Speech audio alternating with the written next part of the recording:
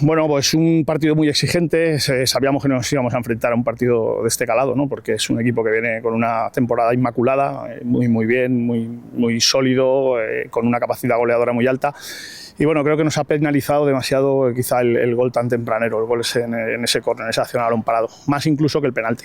Pero bueno, en general satisfecho con el trabajo de los chicos a pesar de la derrota, ¿no? Que es dolorosa. Pero no hemos dejado de intentarlo en ningún momento. Creo que el segundo tiempo ha sido nuestro completamente, que hemos salido desde el primer minuto, que hemos generado muchas situaciones de área y situaciones reales de gol. Pero nos está penalizando mucho la falta de acierto, ¿no? Y eso es lo que nos está apartando en muchos partidos de puntuar.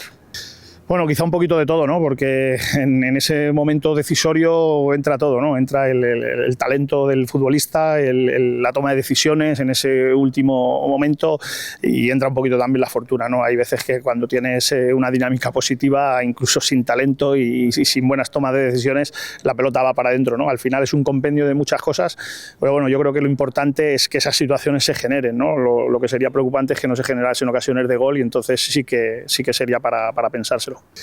Bueno, lo veo bien. Nosotros sabíamos que el equipo iba a competir por esto, ¿no? Que íbamos a estar donde estamos. Es una competición muy ajustada, donde 2 partidos con victoria te meten en una zona tranquila y 2 partidos con derrota te encasillan en el pelotón de cola, ¿no? Entonces sabíamos y nosotros conocemos perfectamente las posibilidades de la plantilla en su conjunto.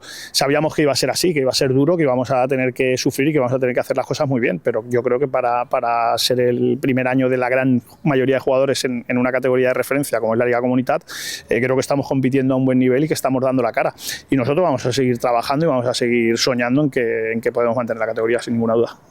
Sí, no, la verdad que la afición, la gran familia gualdinegra es para nosotros el jugador número 12, ¿no? Sin ir más lejos y sin recurrir a tópicos, porque al final aquí en el Gerardo Salvador el tener el apoyo de la gente para el jugador es muy importante. Afortunadamente los tenemos siempre cerca, ¿no? En mayor o menor medida. Hoy, por ejemplo, se ha notado el segundo tiempo, aprietan, apoyan al equipo, secundan al equipo y todo eso, pues claro, el estímulo para el jugador es muy grande.